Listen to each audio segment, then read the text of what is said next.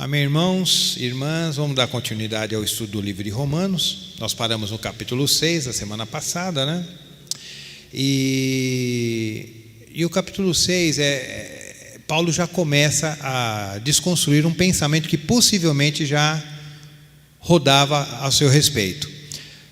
Porque os judeus, eles achavam que, apesar de Cristo, nós tínhamos que guardar alguns preceitos da lei. Não os judeus aqui da igreja de Roma, mas alguns judeus que já estavam perturbando os irmãos, lá, principalmente na igreja da Galácia, nas igrejas da Galácia, quando nós chegarmos lá.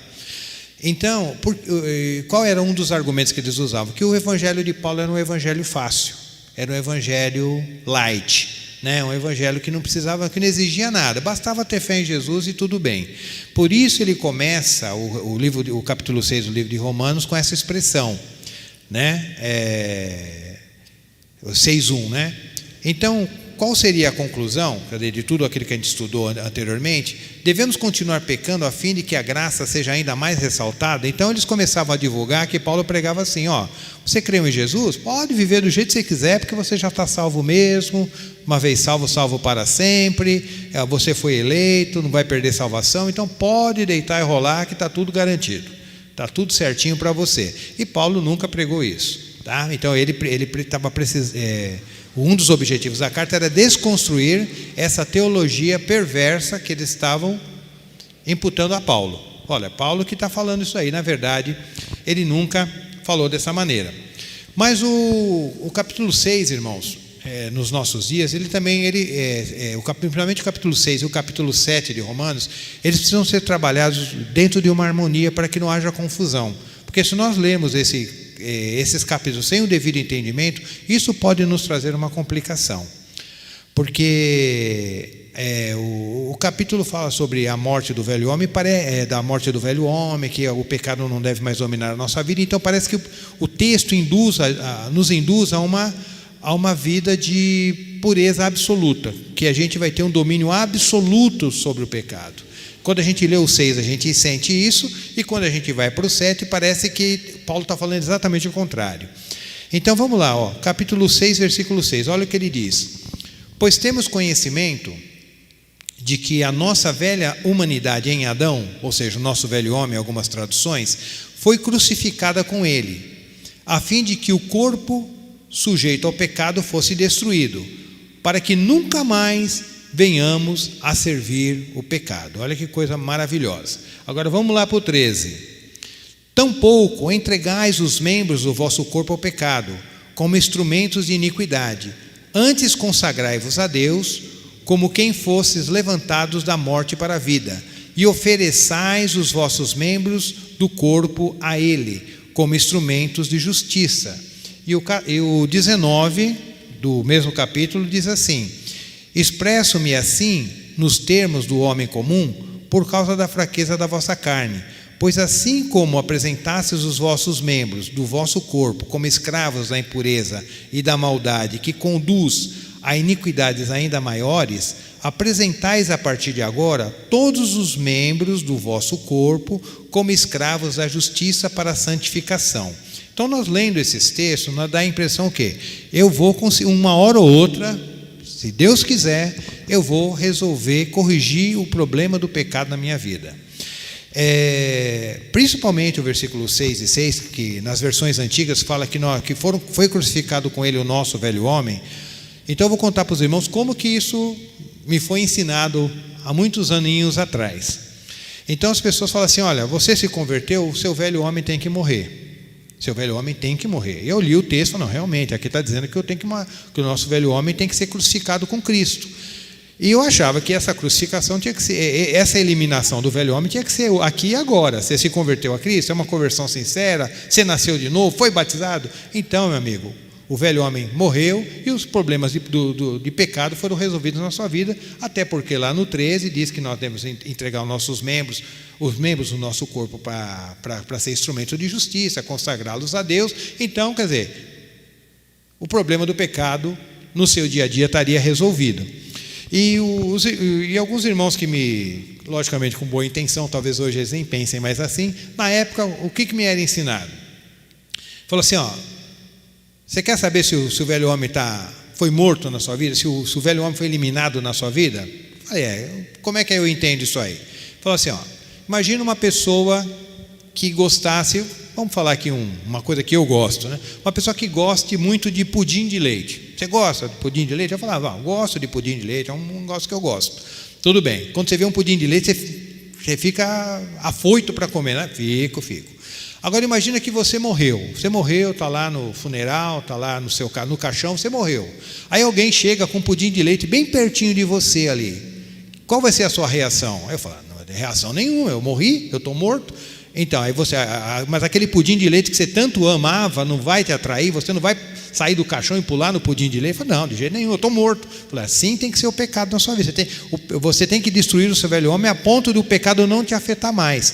Aí eu achava, isso aí é uma baita doutrina, uma doutrina muito, muito poderosa e muito boa, mas só que na prática isso não funcionava.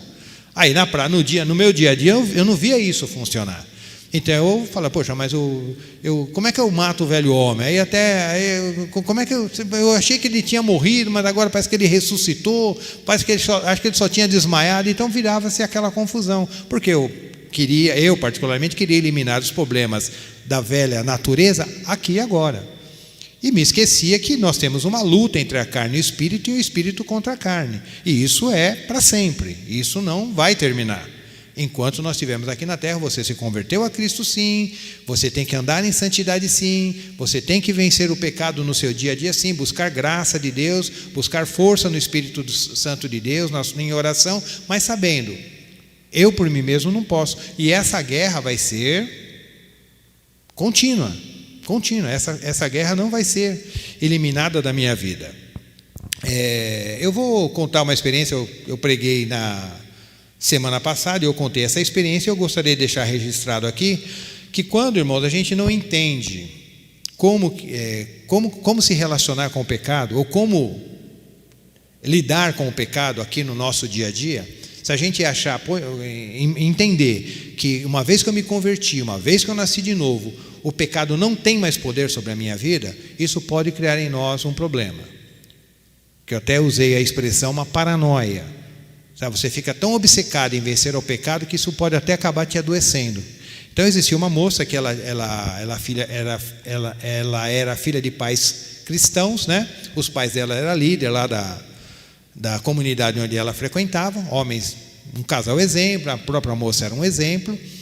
E só que essa moça, por causa desses ensinamentos, que quem é nascido de novo não peca, quem quando você se converte, realmente o pecado já não tem poder sobre a sua vida. Então ela ingeriu essa doutrina dessa maneira, ela começou a comer a doutrina, entender a doutrina dessa maneira, a ponto que ela achou que ela não podia pecar mais.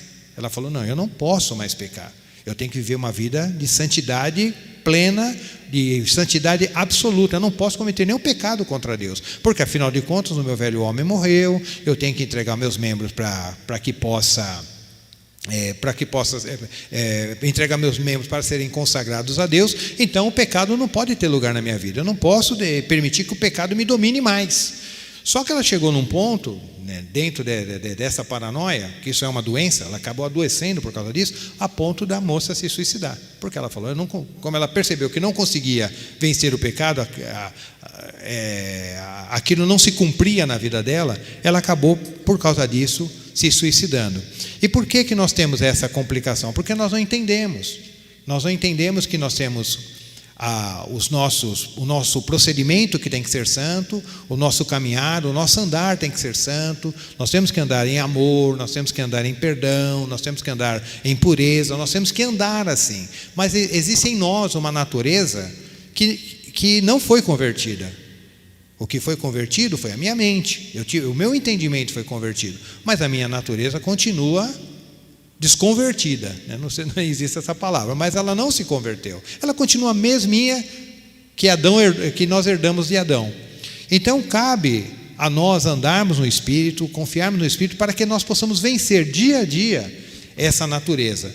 E quando nós entendemos isso, aí nós vamos entender que o mesmo Paulo que escreveu o capítulo 6, no capítulo 7, no versículo 18, ele vem discorrendo sobre o poder da lei. Ele falou: olha, eu não ia conhecer o pecado se não fosse a lei. Se a lei não me falasse, não cobiçarás, eu jamais entenderia o que é cobiça, o que é matar, o que é adulterar.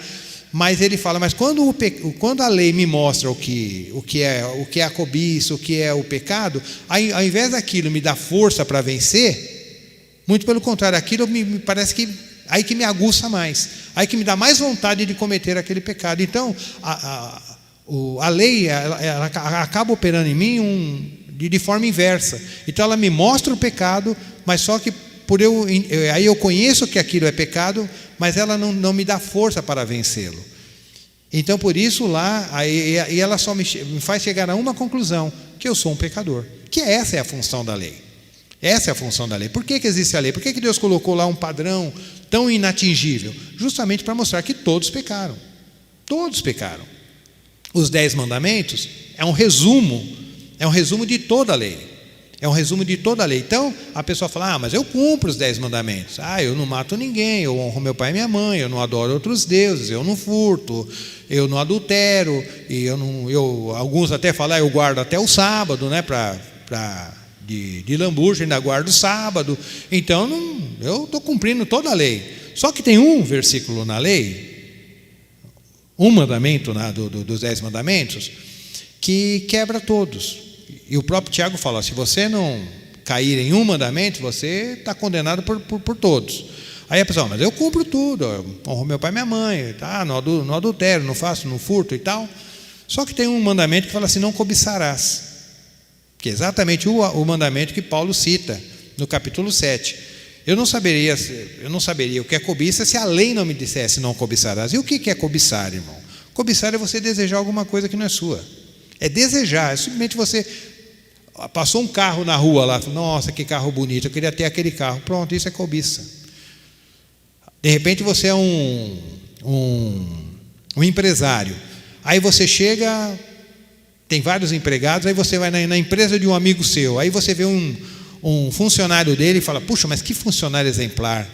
Eu gostaria de ter um funcionário assim. Acho que eu estou pensando até em mandar uma proposta para ele, pagar até um pouquinho mais para ele, para ver se ele vem trabalhar comigo. Isso é cobiça. Porque fala: lá não cobice a mulher do seu próximo, o filho do seu próximo. Mas eu gostaria que meu filho fosse igual o Joãozinho, filho do meu vizinho. Cobiça. Eu gostaria que a grama do meu jardim fosse igual a grama do jardim do meu vizinho. É cobiça. Já pecou. Você consegue viver sem nenhum tipo de cobiça? Você fala: não, eu consigo viver assim, eu nunca cobicei nada. Então, nota 10 para você. Você não precisa nem de Jesus Cristo, porque você já até cumpriu a lei e os profetas. Mas o grande problema nosso é que tem a cobiça. Tem a cobiça. E a cobiça acaba nos condenando, e nós chegamos nessa conclusão do versículo 18 aqui do capítulo 7, que Paulo fala: porque eu sei que na minha carne, porque eu sei na minha pessoa, isto é, na minha carne, não reside bem algum, porquanto desejar o bem está presente em meu coração, contudo não consigo realizá-lo. Então Paulo chegou a essa conclusão: eu sou convertido a Cristo, eu tenho Deus no meu coração, eu tenho o Espírito Santo, eu sou um homem de cura, de sinais e tudo mais, porém no meu interior, ele não existe uma natureza, existe uma força que me leva a querer, a desejar desobedecer a Deus. Então às vezes eu sei que qual é a vontade de Deus, mas eu não consigo realizar, porque existe uma força em mim que não me permite fazer isso. E isso não é uma coisa que ele falava: mas isso era antes de Paulo se converter. Não, irmãos, isso é depois da conversão. Toda a sua vida você vai ter essa luta. Toda a vida você vai ter essa luta. E no 19 diz assim: porque pratico, pois o que pratico não é o bem que eu almejo. Mas aqui ele está colocando no tempo presente. Vamos ler o 19 novamente. Pois o que pratico não é o bem que almejo, mas o mal que não quero realizar, esse eu sigo praticando. Então Paulo falou: se eu der lugar à carne, eu vou estar sempre fazendo aquilo que ela quer. Por que eu não tenho essa força? A conversão não resolveu esse problema. Porque existe uma natureza que nós herdamos de Adão, que nós vamos ter que conviver com ela até o último dia da minha vida. E quando eu morrer no Senhor e for ressuscitado juntamente com Ele, aí sim eu vou ter um novo corpo, eu vou ser igual ao Senhor, como diz lá em Coríntios, eu vou ser como Ele é, porém, aí sim, aí essa questão de pecado vai ser resolvida definitivamente, mas por enquanto, irmãos, vai ser uma guerra, porque lá no 24 do capítulo 7 ele fala: miserável ser humano que sou, quem me libertará deste corpo de morte? Depois ele chegar na conclusão, eu quero fazer o bem e não consigo, eu fico lutando, no 22 fala: pois no íntimo da minha alma eu tenho prazer na lei de Deus. No 22 ele fala: eu tenho prazer na lei de Deus. Eu creio que você, nós temos prazer na vontade de Deus, nós temos prazer em fazer a coisa certa. Contudo, no 23, contudo vejo outra lei agindo nos meus membros do meu corpo, guerreando contra a lei da minha razão, tornando-me prisioneiro da lei do pecado que atua nos meus membros. Então Paulo está fazendo uma constatação. Apesar de eu ser um homem de Deus, eu ser um apóstolo, mas essa questão interior, ela no meu íntimo não foi resolvida. Não foi resolvida na de Paulo, não foi resolvida na de Pedro, não foi resolvida na minha, não foi resolvida na sua. Isso só foi resolvido na vida de uma pessoa, Jesus Cristo. Jesus Cristo, ele tinha esse domínio. Ele tinha, apesar de ele sofrer tentações, mas ele conseguia dominar e vencer o pecado em todas as áreas da sua vida. Mas nós que pertencemos, né, ao primeiro Adão, então nós temos essa deficiência na nossa vida, nós temos esse defeito de fabricação que não nos permite sermos 100% absolutos por Deus, como foi Jesus. Mas cabe a nós, dependemos do Espírito Santo, pedimos graça para que nós possamos entender. Então é importante, irmãos, é importante que nós tenhamos isso muito claro no nosso coração. Deus exige de nós uma vida de santidade, mas nós temos uma natureza em nós que não nos permite.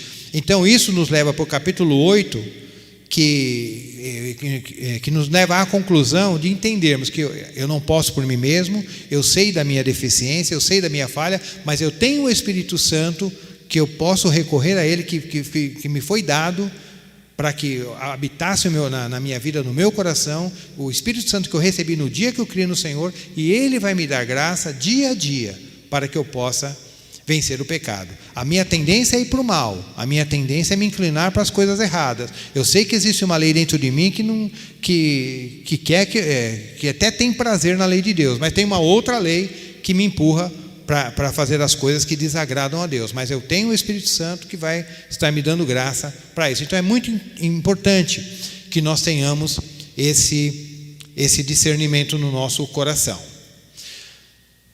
E indo lá para o versículo 14, quando nós temos essa vida no Espírito Santo, quando nós entendemos que agora nós dependemos do Espírito Santo para viver, então a primeira coisa que nós temos que entender, irmãos, apesar da carne, apesar do pecado, apesar dessa luta interna, essa guerra constante no nosso coração, a guerra da carne contra o Espírito, do Espírito contra a carne, mas nós, por termos o Espírito Santo, nós nos tornamos filhos de Deus, nós temos a filiação.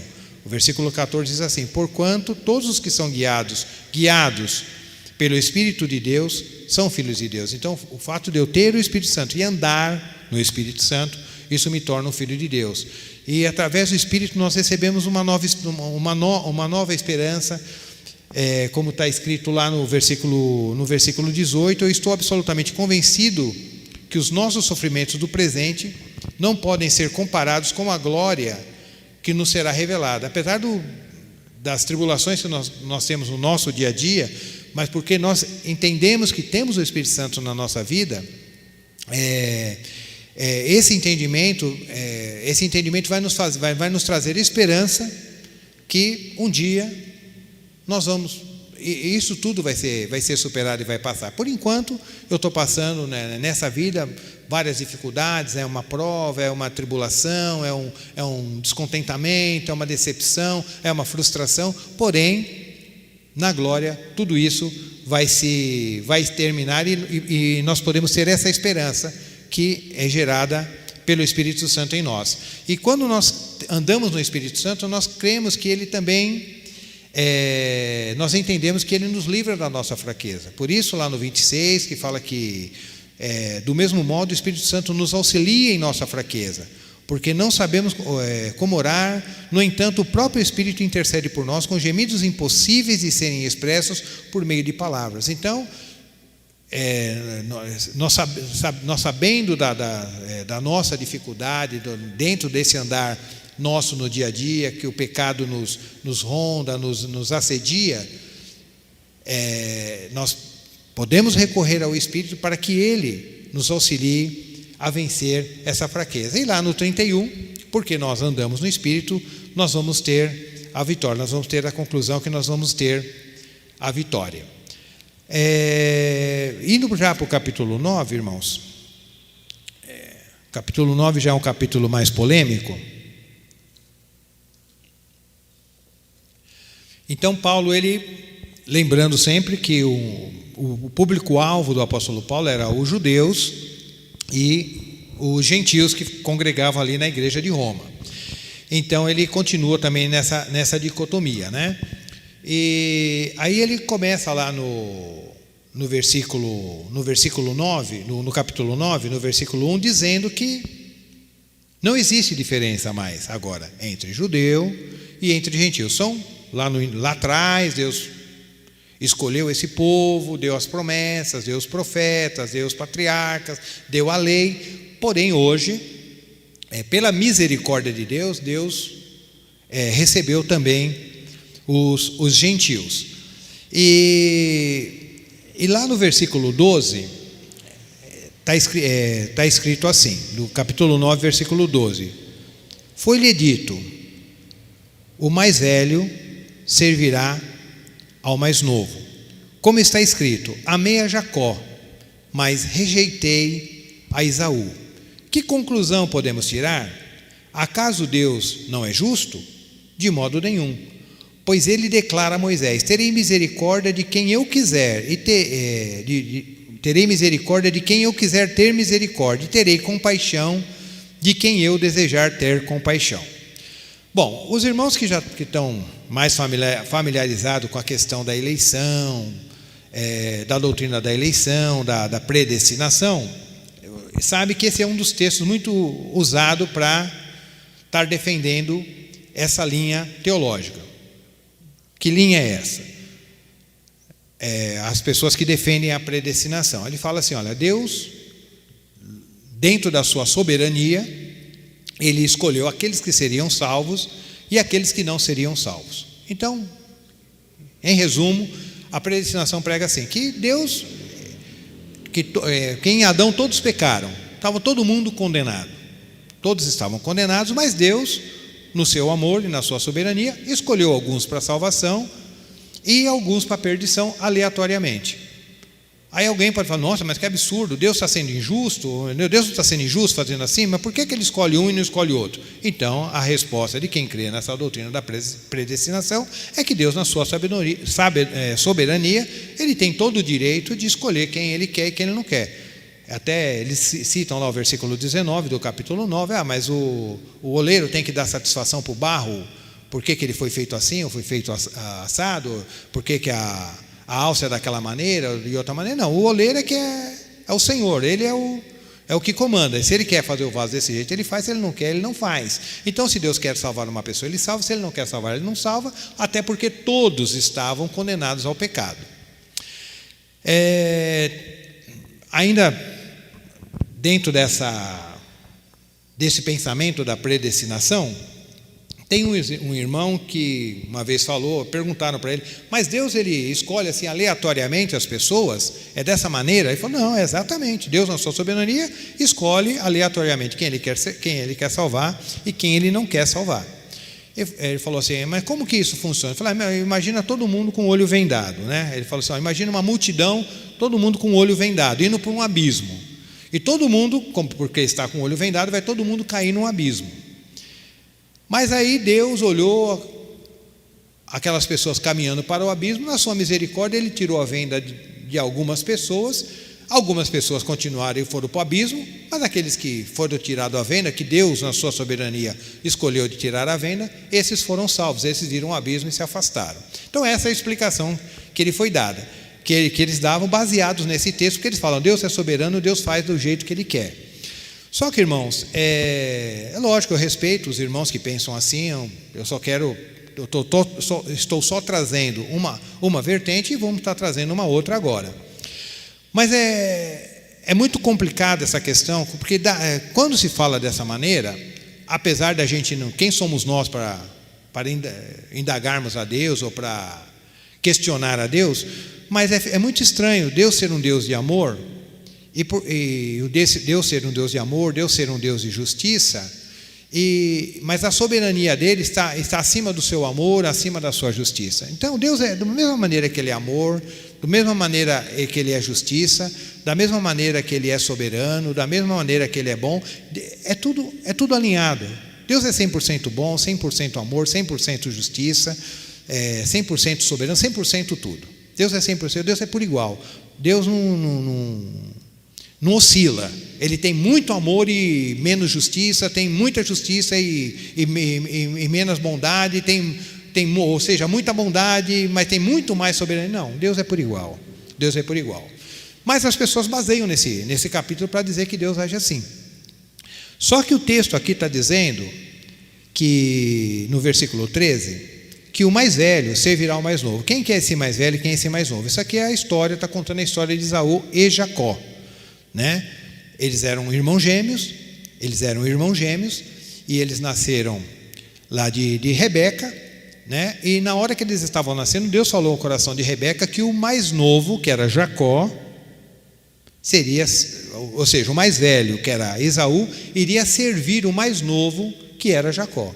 Quer dizer, Esaú seria servo de Jacó. E aí, no versículo 3 está que Deus amou a Jacó, mas rejeitou a Esaú.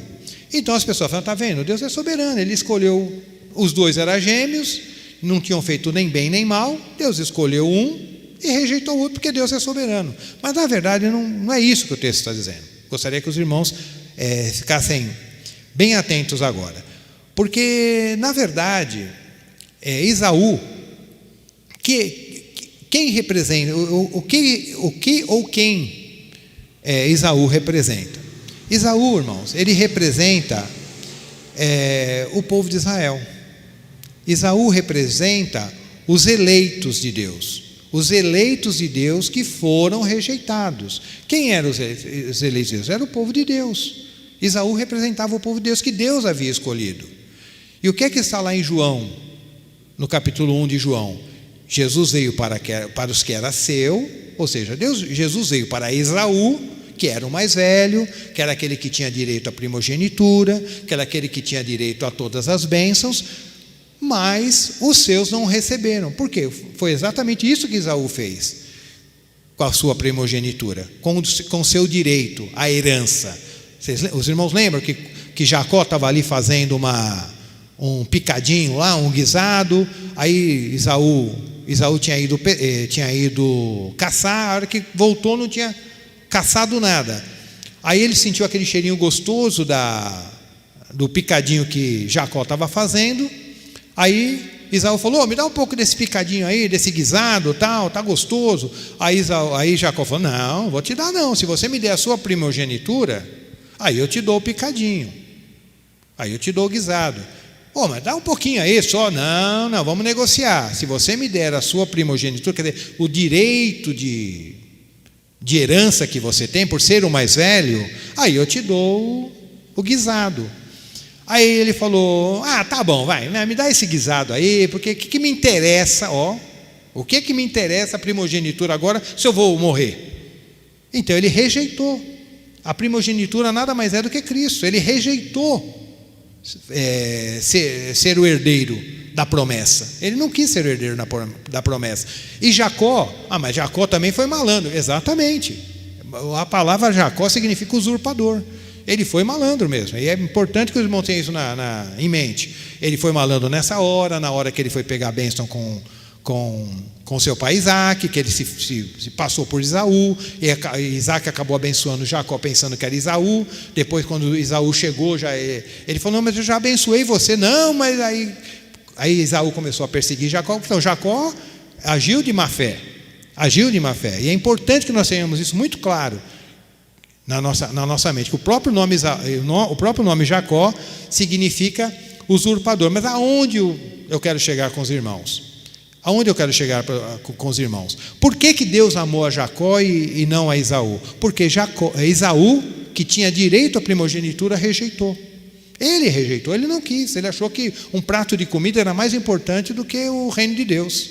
Ele achava que aquele guisado era mais importante do que a herança que ele queria. E Jacó, apesar de ter usado de malandragem, mas ele amava mais a Deus. Ele queria aquilo que o irmão dele tinha, porque ele sabia que aquilo que o irmão dele tinha era valioso. E ele acabou, dessa forma, conseguindo aquilo que era direito do irmão. Mas o irmão poderia não ter entregue, mas ele acabou entregando. Entregou porque ele não estava valorizando aquilo que Deus tinha dado para ele, porque isso representa o quê? Ele representa o povo de Israel. Jesus veio para o que era seu, veio para o povo de Israel, e os israelitas o receberam ou não? Quem que recebeu Jesus? Muitas vezes ele falou, nunca vi aquela mulher que vinha, Sírio-Fenícia, que vinha correndo atrás de Jesus, Senhor, ajuda minha filha, que ela está endemoniada lá em casa. Aí Jesus nem atenção para essa mulher. Não, Jesus, tem misericórdia da minha filha. Aí os discípulos incomodados, ô Senhor, dá um jeito dessa mulher, manda ela embora.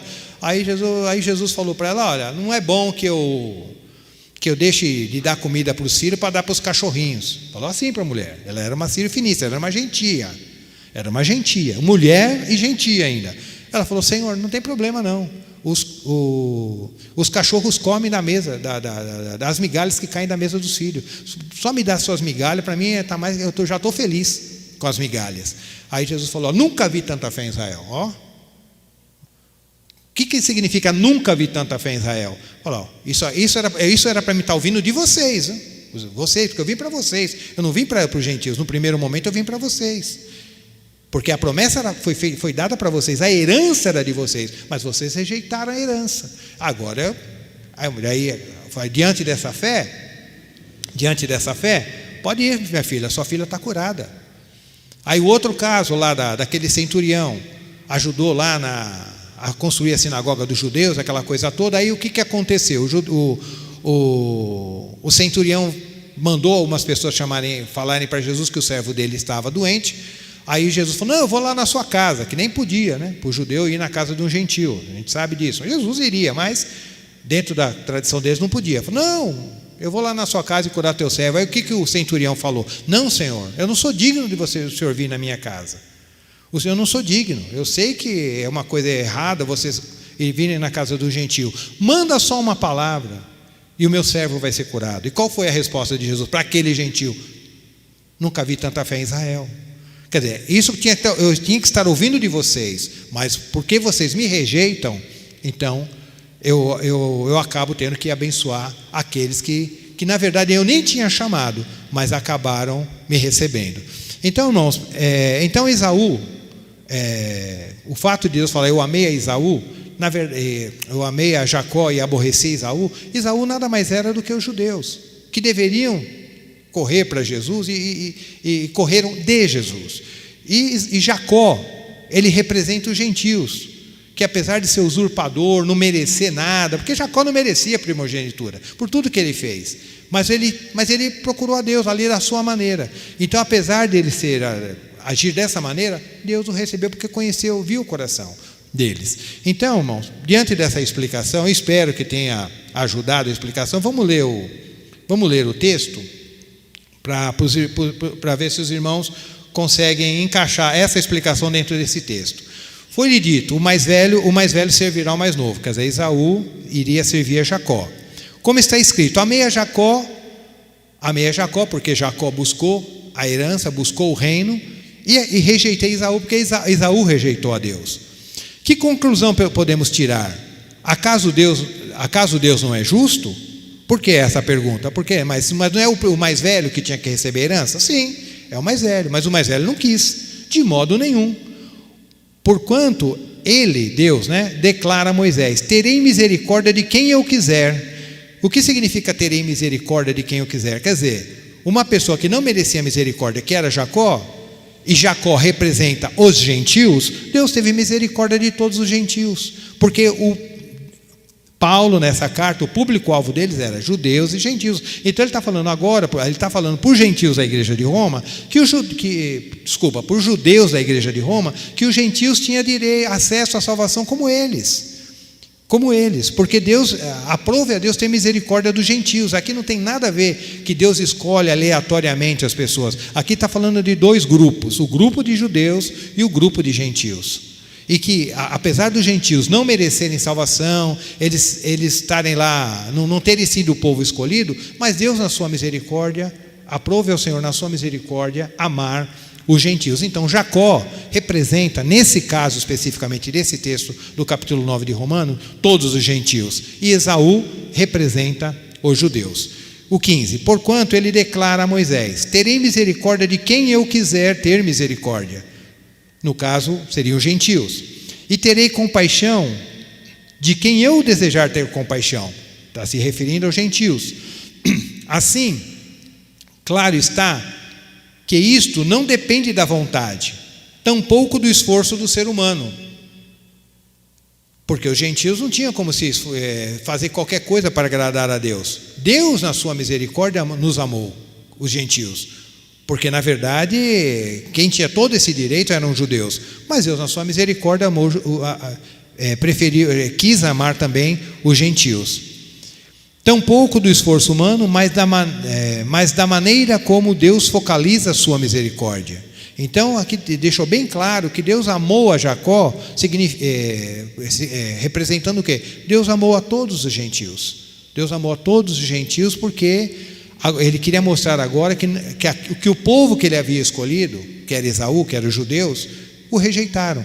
E agora, na sua infinita misericórdia, ele está amando também a nós, os gentios. E também para reforçar esse pensamento, nós temos alguns minutinhos, nós vamos lembrar, vamos contar rapidamente a história do filho pródigo. Irmão, lembra a história do filho pródigo? O pai tinha 2 filhos, o mais velho e o mais novo. E qual é o que saiu de casa? Foi o mais novo. O mais novo está ligado a quem? O mais novo está ligado a Jacó, que era o mais novo, que não merecia nada também. E o mais novo também representa a nós, os gentios. Então, o pai tinha 2 filhos, um era o mais novo e um mais velho. E o mais novo foi lá para o pai: me dá toda a minha parte da herança que eu quero ir embora. Aí ele foi para uma terra longínqua, gastou todo o dinheiro com a mulherada, aquela coisa toda, e farra. Aí foi lá, começou a criar porcos. Aí um dia ele caiu em si. Ele caiu em si e disse assim: olha, poxa, se eu tivesse qualquer trabalhador na casa do meu pai está vivendo melhor do que eu. Aí eu vou me levantar e vou até a casa do meu pai e vou dizer para ele: pai, eu pequei contra o céu e diante de ti. Eu não sou digno de ser chamado seu filho. Me faça como um dos seus jornaleiros. Então essa era a decisão que aquele rapaz tinha no seu coração. Eu falei: eu pequei, eu reconheço que eu pequei contra o meu pai. Eu não sou digno de ser chamado filho. Eu estou fora da família de Deus. Eu estou fora de qualquer herança. Eu estou fora de qualquer privilégio. Eu vou voltar para o meu pai e falar: pai, pelo menos que eu seja um trabalhador, aí o mais humilde de todos, eu já vou estar feliz. Mas quando aquele rapaz chegou na casa, o pai o viu de longe, a Bíblia fala, foi lá, o abraçou. Aí ele falou: pai, pequei contra o céu e diante de ti, já não sou digno de ser chamado seu filho. Aí antes dele falar: me faça como um dos seus jornaleiros, o pai já mandou: para tudo. Ele nem completou a frase. Manda uma roupa nova, manda um anel, colocou um anel no dedo dele, mandou roupa nova, mandou sandália nova e mandou matar lá um novilho cevado que estava guardado lá para uma ocasião especial. Foi lá, matou, fez um churrasco, uma festa, dança. Aí a pergunta é: aquele rapaz merecia? Sinceramente, irmãos, se o seu filho fizesse o que aquele rapaz fez, você ia dar essa festa quando ele voltasse? Você ia dar uns cascudos nele? Ou ia dar uma bronca nele quando ele voltar? Está vendo? Falei para você que você ia se dar mal. Talvez nós faríamos isso, porque nós temos esse senso de justiça humana, meritória. Mas aquele pai, nem parece que aquele menino tinha ido na casa da avó e voltou. Entendeu? Recebeu ele com toda alegria, abraçou aquela coisa toda. Então, quer dizer, aquele pai usou de misericórdia para quem não merecia misericórdia nenhuma, que merecia castigo e juízo. E quando chegou o outro mais velho, o que o mais velho falou? Ouviu aquele barulho, aquela dança, aquela festa, aquela coisa toda, falou: mas espera aí, o que está acontecendo? Que festa é essa? Ninguém me avisou. Aí o servo falou: não, é seu filho que voltou, o teu irmão que voltou, que o seu pai falou que ele estava morto e reviveu, estava perdido e foi achado. Então, por isso que o seu pai estava dando essa festona toda para ele. Mas não acredito. Aí o pai dele chegou: filho, entra aí para a festa, tá, vamos comemorar, volta o retorno do teu irmão. Falou: espera aí, eu estou há tanto tempo contigo, o senhor nunca me deu nada, nunca me fez uma festa, nunca deixou matar um animal com meus amigos. Poxa, mas esse aí gasta seu dinheiro à toa, com a mulherada, na bagunça, na gandaia, e o senhor trata ele dessa maneira? Que injustiça é essa? Por quê? Por quê que o mais velho pensava assim? Jesus estava simplesmente mostrando: vocês, judeus, acham que vocês estão sendo recebidos porque vocês têm méritos. Vocês acham que vocês estão agradando a Deus. Então Deus tem obrigação de abençoar vocês e dar as coisas para vocês, porque vocês estão fazendo a sua parte, porque vocês estão cumprindo os mandamentos. Vocês estão achando aos seus olhos que estão fazendo, mas vocês estão sendo justos aos seus olhos. Porque se Deus, porque o que eu quero mostrar aqui é que eu quero mostrar misericórdia, mostrar amor para aqueles que não merecem. Então, nesse contexto, irmãos, entre um judeu e o resto das nações, os gentios, quem é que merece menos? Somos nós. Somos nós que éramos idólatras, que fazíamos coisas que desagradavam a Deus, e que hoje Deus, na sua misericórdia, nos recebeu. E Deus, na sua misericórdia, nos recebeu. Então, amados, Esaú representa os judeus, Jacó representa os gentios. Quando Deus faz a eleição, quando a Bíblia fala de eleição aqui nesse texto, ele não está falando que Deus tira a venda do olho de um, escolhe um e despreza o outro. A pessoa fala: eu não sei lá, se Deus não te escolheu, você vai para a perdição. Não. Aqui Deus está falando que aqueles que eram rejeitados, Deus quis amar. Deus mostrou a sua misericórdia para quem não merecia misericórdia, como mostrou para o filho pródigo, como mostrou para Nínive. Qual que era a oração de Jonas lá em Nínive? Não, daqui 40 dias Deus vai destruir essa cidade. Olha que pregação maravilhosa. O cara no ar livre pregando assim: vocês vão ser destruídos em 40 dias. Não é se vocês se arrepender, não, vocês vão ser destruídos daqui 40 dias. Não deu nem chance do pessoal se arrepender. Já deu a sentença, o juízo já para aquele povo. Jonas, ele não chegou lá: irmãos, se vocês se arrepender, Deus pode até mudar de ideia. Não, vocês vão ser destruídos. Essa cidade vai ser exterminada. Aí os homens começaram a se arrepender, começaram a chorar, sabiam que eles não eram merecedores, sabiam que eles eram culpados realmente, e Deus amou os ninivitas. Deus amou os ninivitas. E o que causou aqui no coração de Jonas? Causou ciúmes, causou tristeza, porque ele achava que Deus estava sendo injusto. Deus tinha que matar aqueles ninivitas, eles não mereciam o amor de Deus. E Deus fala: mas você... Aí, por causa dessa árvore que nasceu e morreu, você está chorando, e eu não vou sentir a morte de 120 mil pessoas que não sabem nem discernir a mão direita da mão esquerda? Então, irmãos, a misericórdia de Deus, muitas vezes ela é mal interpretada na Bíblia. Muitas vezes ela não é perceptível na Bíblia. Tá? Só para encerrar agora, os irmãos lembram daquela parábola dos trabalhadores?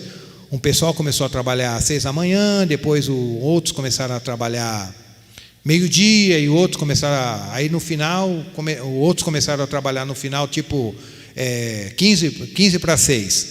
Então, de 6 da manhã a 6 da noite, são 12 horas. Uns trabalharam 12 horas completas, outros trabalharam tipo 6 horas completas, e outros trabalharam meia hora, 15 minutos de trabalho, e todos receberam igual.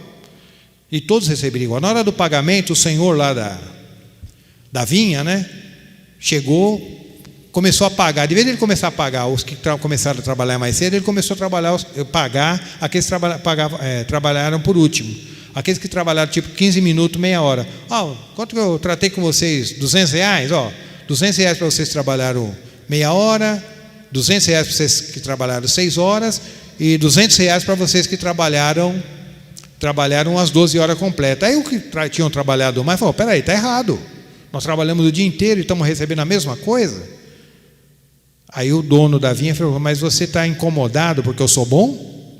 Porque você está incomodado porque eu sou generoso? Eu não posso fazer com o meu dinheiro aquilo que eu quero? E o que nós concluímos nisso? Quer dizer, Deus teve misericórdia daquele que não merecia. Aquele que trabalhou meia hora, pelo certo, pela justiça, deveria pegar menos, ganhar menos. Mas Deus, na sua misericórdia, pagou a mesma coisa que Ele pagou para quem trabalhou meia hora, para aquele que trabalhou 12 horas. Porque Deus é misericordioso. Então, apesar do judeu se acharem superiores aos demais povos da terra, Deus, na sua misericórdia, mostrou, falou: agora estamos todos iguais, todos vocês vão receber, todos aqueles que crerem vão receber a mesma salvação, vão receber o mesmo salário, vamos dizer assim, porque eu, na minha misericórdia, e porque sou dono de todas as coisas, aprove fazer assim. Ok, irmãos? Então, que Deus nos abençoe. Eu espero que essa explicação, dentro desse assunto mais polêmico, tenha ajudado os irmãos. Que Deus nos abençoe.